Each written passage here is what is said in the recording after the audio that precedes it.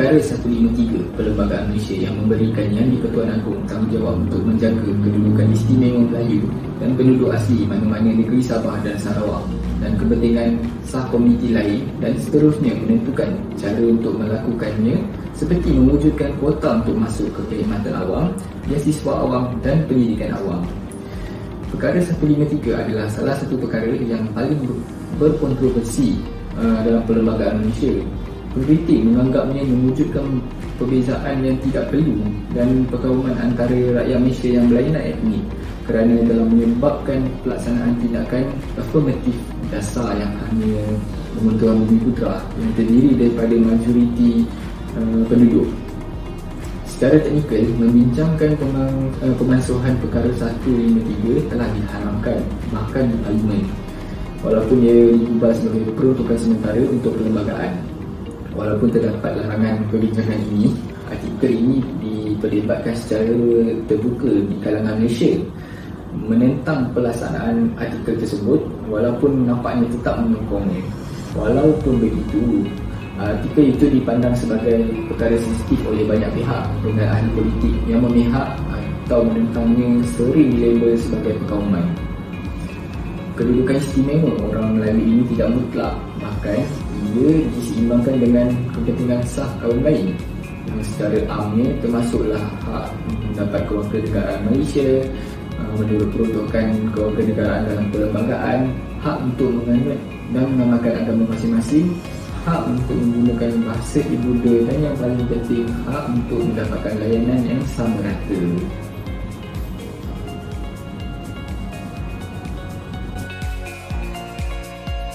Kajian ini akan menumpukan kepada hak-hak keistimewaan Melayu dan pandangan dari bangsa bukan Melayu. Ini adalah berkait rapat dengan beberapa tujuan yang dianggap penting dalam perkembangan masyarakat Malaysia kini, iaitu untuk melihat sejauh mana asimilasi berlainan bangsa sebagai satu fenomena sosial dalam masyarakat yang dibilang kaum telah berlaku atau boleh berlaku. Kajian ini juga akan melihat faktor-faktor yang mendorong dan menghalang proses asimilasi dan sejauh mana bangsa-bangsa lain untuk menerima hak-hak keistimewaan bangsa Melayu.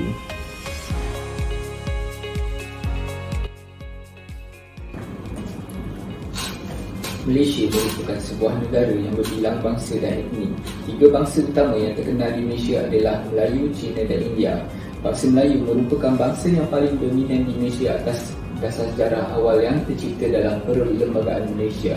Justru dalam memperkukuhkan dan menjaga kesinambungan dan keharmonian kepelbagaian bangsa ini, hak-hak keistimewaan orang Melayu telah diperkenalkan bagi mengharmonikan kehidupan berbilang bangsa. Oleh yang demikian, pelbagai isu yang timbul terhadap hak-hak tersebut antaranya ialah cabaran yang dihadapi bagi mengekalkan kedudukan istimewa orang Melayu, yang mana penerimaan bangsa-bangsa lain dengan lapang hati. Seterusnya, masalah yang dihadapi adalah mengetahui siapakah pihak yang bertanggungjawab dalam menjaga hak-hak ini yang telah termaktub di dalam perlembagaan persekutuan, dan mengetahui adakah hak orang Melayu masih terpelihara di zaman moden ini. Bukan itu sahaja, usaha pihak kerajaan, masyarakat dan individu merupakan satu cabaran dalam mengekalkan hak keistimewaan orang Melayu. Sejarah hak keistimewaan orang Melayu dibentuk. Bangsa Melayu telah bertapak di tanah Melayu sejak dahulu lagi dan berasaskan sistem kerajaan yang wujud di semenanjung tanah Melayu sejak 1895 sebelum kedatangan pihak British. Pada 1 Februari 1948, Perlembagaan Persekutuan Tanah Melayu telah berkuat kuasa bagi menggantikan Perlembagaan Melayan Union. Dengan Perlembagaan Persekutuan Tanah Melayu, kedaulatan Raja-Raja Melayu telah dikembalikan dan hak keistimewaan dilindungi. Antara hak-hak keistimewaan orang Melayu, yang pertama, bantuan ekonomi. Peraturan ini dibuat untuk membolehkan orang Melayu mendapatkan lesen-lesen atau kebenaran tertentu bagi membolehkan menjalani aktiviti perusahaan dan aktiviti-aktiviti ekonomi lain. Yang kedua, hak pemilikan tanah untuk orang Melayu.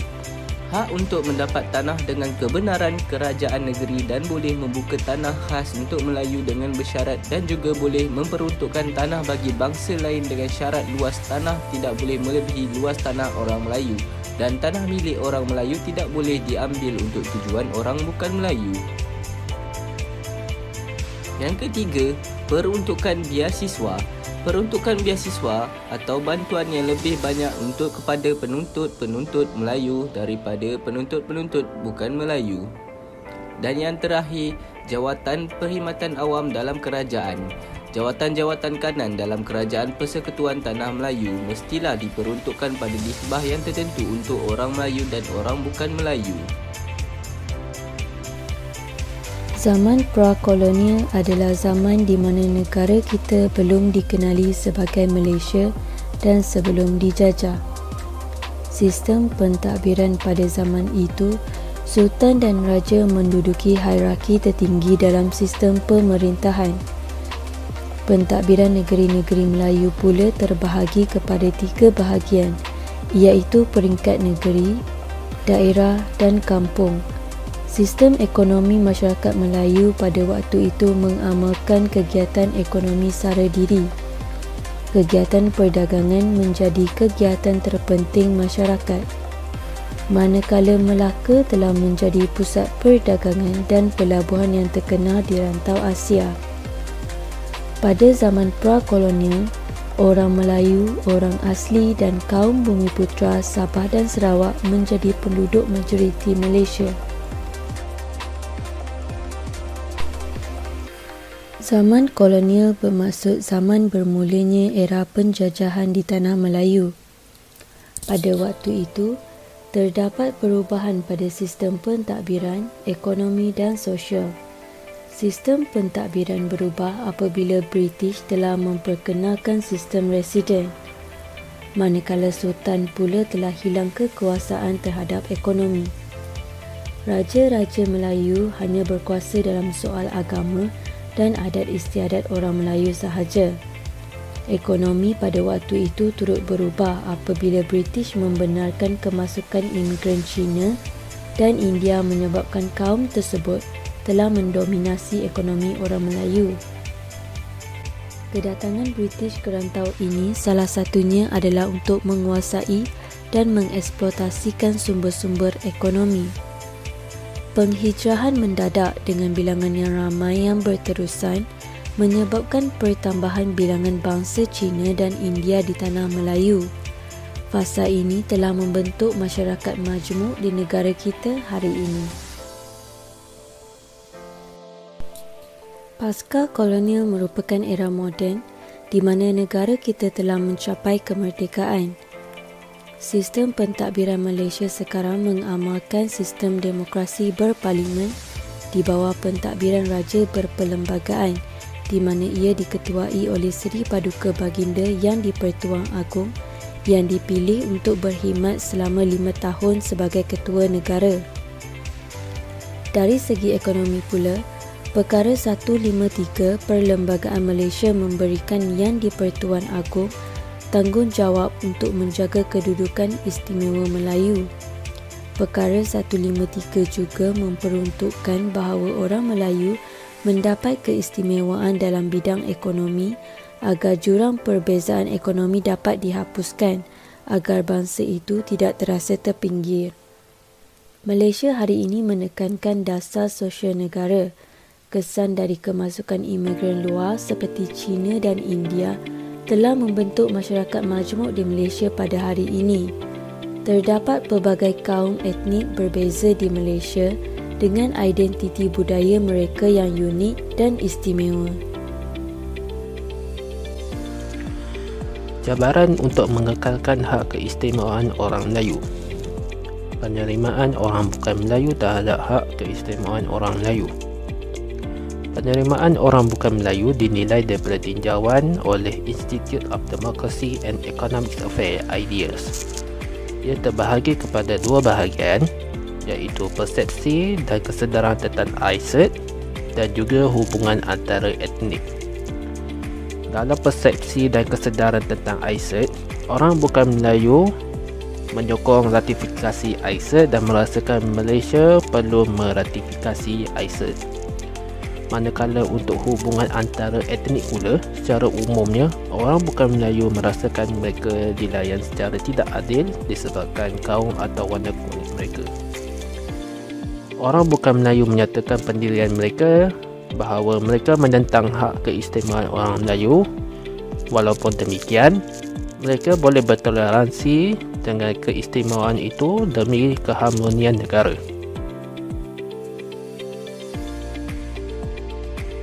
Kewajaran dalam mempertahankan hak keistimewaan orang Melayu.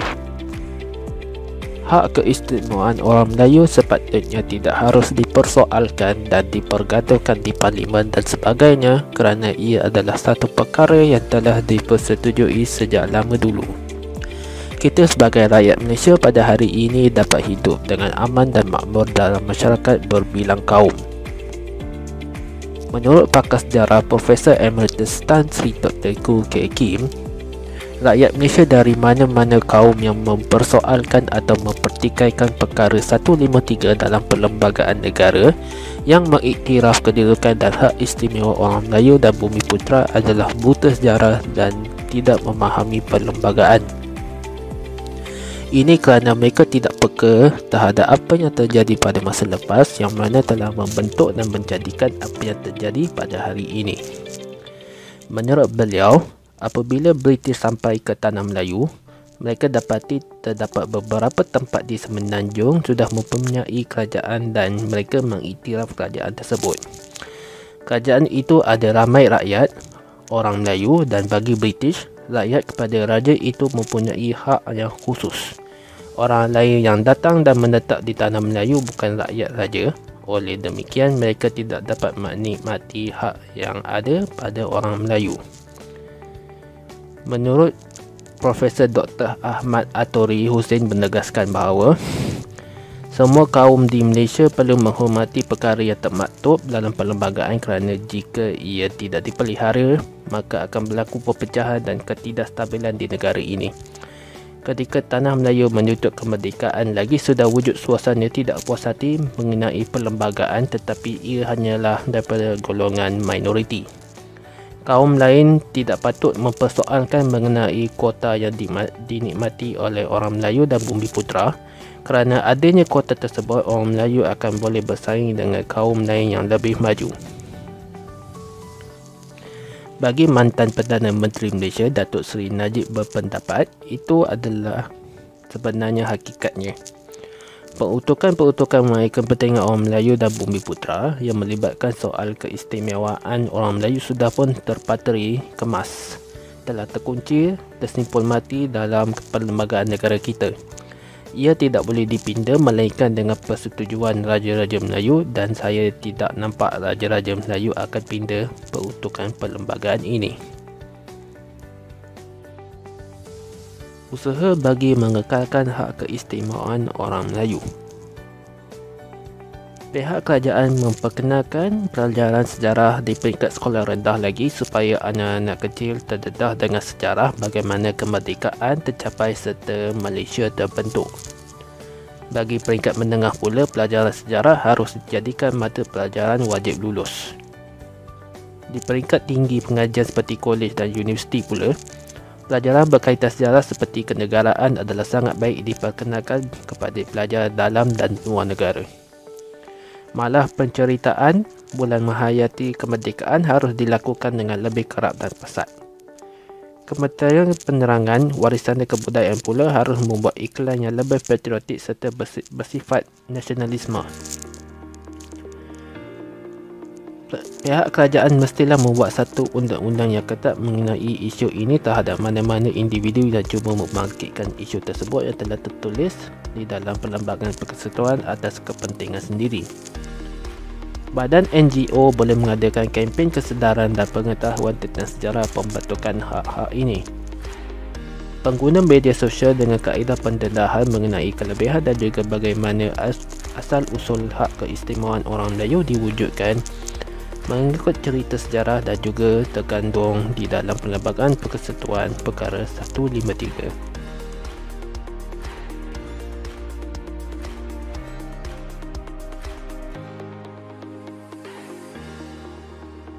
Assalamualaikum dan selamat sejahtera kepada Dr. Saipul dan rakan-rakan sekalian. Saya, Hasanul Hakimi bin Ma'el, akan membentangkan tentang keputusan kaji selidik kami yang bertajuk Hak Keistimewaan Orang Melayu yang dikutip melalui borang Google Form.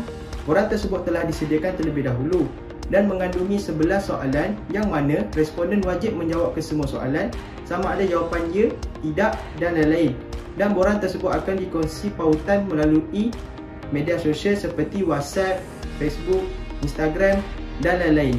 Tujuan tinjauan soalan ini diadakan adalah untuk mengukur tahap kefahaman orang awam yang berbilang bangsa dan etnik di Malaysia terhadap isu ini.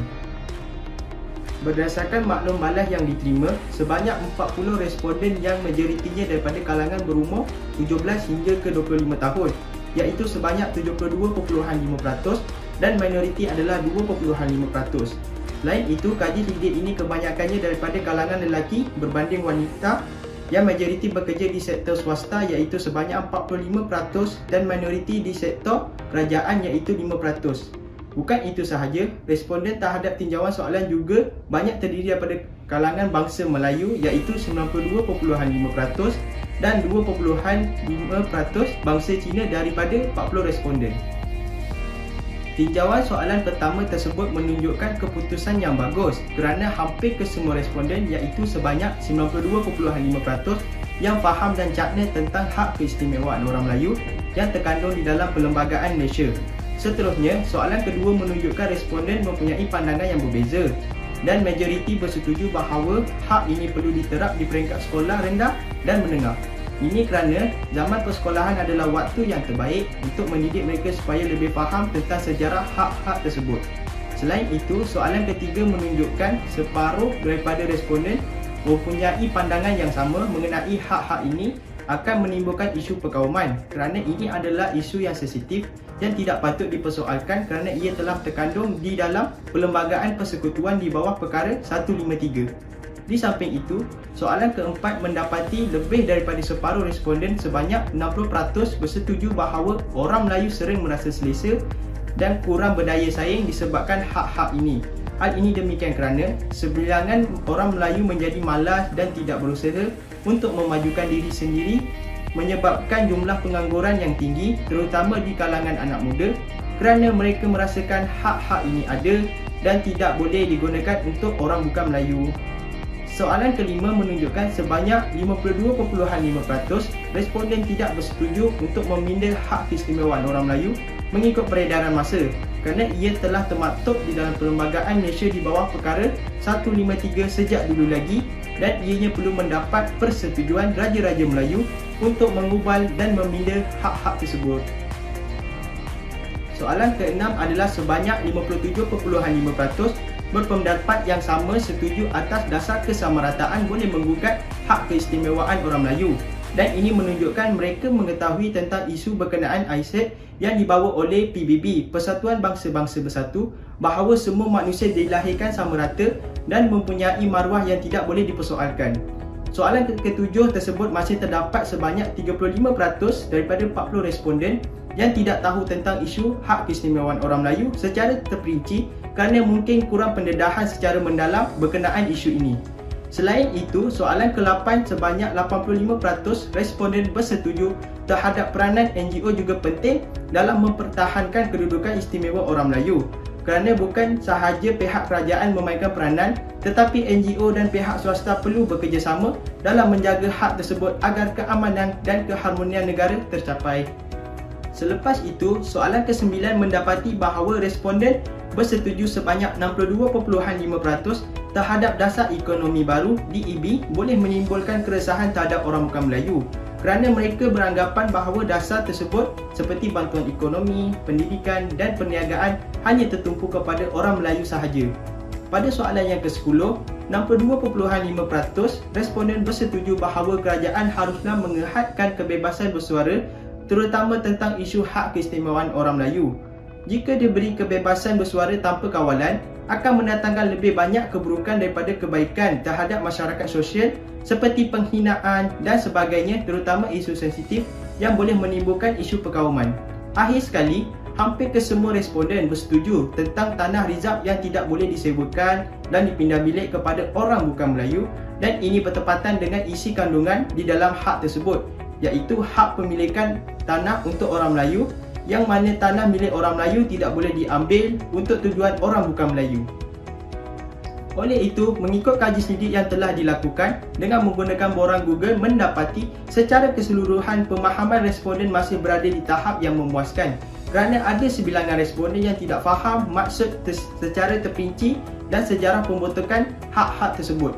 Pihak kerajaan, swasta, NGO, masyarakat dan individu haruslah memainkan peranan yang penting dan berganding bahu dalam usaha mempertahankan kedudukan istimewa orang Melayu, kerana ia adalah sejarah Malaysia yang telah merdeka daripada penjajah dan menunjukkan Malaysia mampu mentadbir negara sendiri tanpa bantuan pihak luar, dengan menjamin kesejahteraan, keharmonian negara dan kesepaduan sosial dicapai yang berbilang bangsa dan etnik.